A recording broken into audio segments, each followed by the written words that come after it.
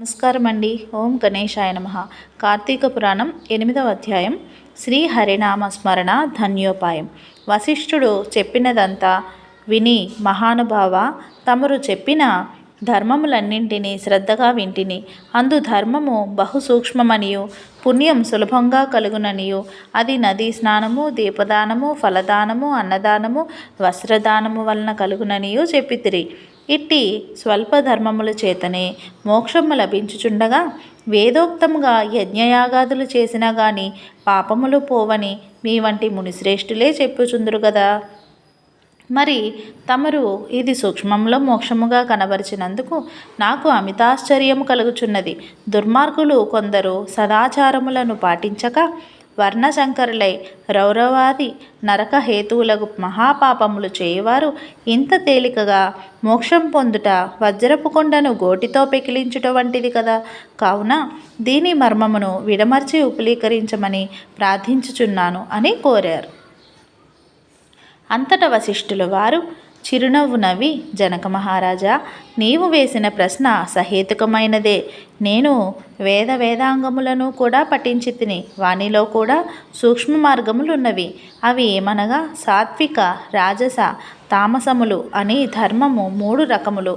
సాత్వికమనగా దేశకాల పాత్రలు 3ను సమకూడిన సమయమును సత్వమును గుణము జనించి ఫలమంతయును పరమేశ్వరార్పితము కావించి మనోవాకాయ కర్మలచే ఒనర్చిన ధర్మం. ఆ ధర్మమందు ఎంతయో ఆధిక్యత కలదు.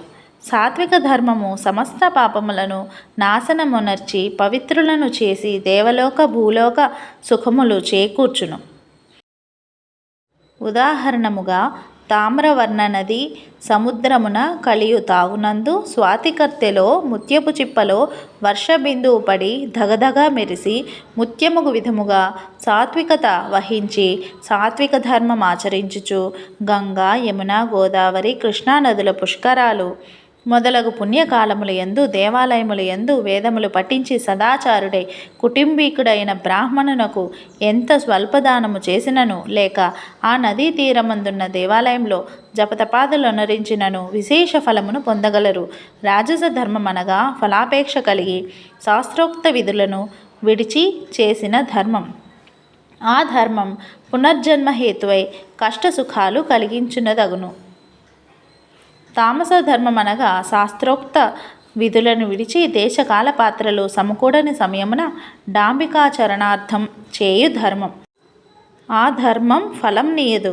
దేశకాల పాత్రము సమకూడినప్పుడు తెలిసి గాని తెలియక గాని ఏ స్వల్ప ధర్మం చేసినను గొప్ప ఫలమునిచ్చును. అనగా పెద్ద కట్టెల గుట్ట చిన్న అగ్నికణములతో భస్మమగుచున్నట్లు శ్రీమన్నారాయణుని నామము తెలిసి గాని తెలియక గాని ఉచ్చరించిన వారి సకల పాపములు పోయి ముక్తి నొందుదురు. దానికొక ఇతిహాసము గలదు, వినుము. అజమీలుని కథ. పూర్వకాలమందు కన్యాకుబ్జమను నగరమున 4 వేదములు చదివిన ఒక విప్రుడు గలడు. అతని పేరు సత్యవ్రతుడు. అతనికి సకల సద్గుణరాశియకు హేమవతి అను భార్య కలదు. ఆ దంపతులు అన్యోన్య ప్రేమ కలిగి అపూర్వ దంపతులని పేరు పొందారు. వారికి చాలా కాలమునకు లేక ఒక కుమారుడు జన్మించెను. వారు ఆ బాలుని అతి గారాభముగా పెంచుచు అజమీలుడని నామకరణం చేశారు. ఆ బాలుడు దినదిన ప్రవర్ధమానుడగుచు అతి గారాభము వలన పెద్దలను కూడా నిర్లక్ష్యముగా చూచుచు దుష్ట సహవాసములు చేయుచు విద్యనభ్యసించక బ్రాహ్మణ ధర్మములు పాటించక సంచరించుచూ ఉండేవాడు. ఈ విధముగా కొంతకాలమునకు యవ్వనము రాగా కామాంధుడై మంచి చెడ్డలు మరచి యజ్ఞోపవీతం త్రెంచి మద్యం సేవించుచు ఒక ఎరుకల జాతి స్త్రీని వలచి నిరంతరం ఆమెతోనే కామక్రీడలలో తేలియాడుచు ఇంటికి రాకుండా తల్లిదండ్రులను మరిచి ఆమె ఇంటనే భుజించుచూ ఉండెను. అతి గారాభము ఎట్లు పరిణమించినదో వింటివా రాజా? తమ బిడ్డలపై ఎంత అనురాగమున్నను పైకి తెలియపరచక చిన్ననాటి నుంచి అదుపు ఆజ్ఞలతో ఉంచకపోయిన ఎడల ఈ విధంగానే జరుగును. కావున అజమీలుడు కులభ్రష్టుడు కాగా వాని బంధువులు అతనిని విడిచిపెట్టిరి.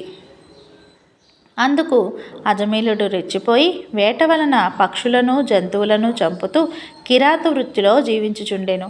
ఒక రోజున ఆ ఇద్దరు ప్రేమికులు అడవిలో వేటాడుతూ ఫలములు కోయిచుండగా ఆ స్త్రీ తేనెపట్టుకై చెట్టెక్కి తేనెపట్టు తీయబోగా కొమ్మ విరిగి కింద పడి చనిపోయాను.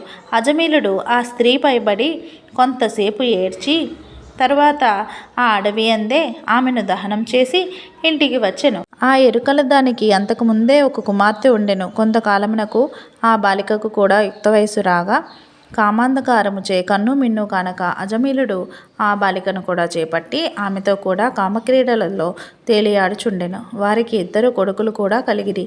ఇద్దరూ పురిటిలోనే చచ్చిరి.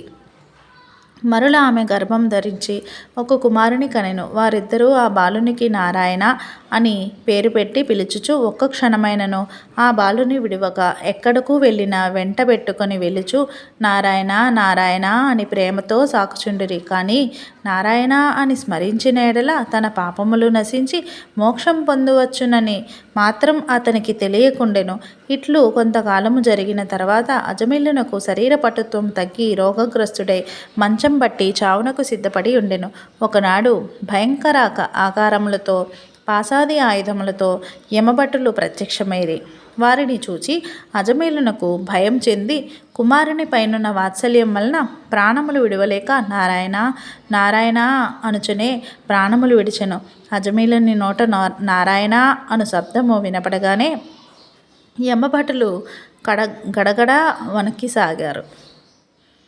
అదే వేళకు దివ్య మంగళాకారులు శంఖచక్ర గదాధారులు అగు శ్రీమన్నారాయణి దూతలు విమానములో అచ్చటికి వచ్చి, ఓ యమభటులారా, వీడు మావాడు, మేము వీనిని వైకుంఠమునకు తీసుకొని పోవుటకు వచ్చితిమి అని చెప్పి అజమీలుని విమానమెక్కించి తీసుకొని పోచుండగా యమదూతలు, అయ్యా మీరెవరు?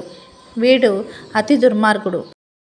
వీడిని నరకమునకు తీసుకొని పోవుటకు మేము ఇచ్చటికి వచ్చితిమి కాన వానిని మాకు వదలమని కోరగా విష్ణుదూతలు ఇట్లు చెప్పదొడంగిరి.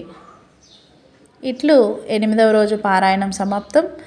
మరలా రేపు 9వ రోజు పారాయణంలో కలుద్దాం. నమస్కారం. సర్వే జనా సుఖినో భవంతు. ఓం నమః శివాయ.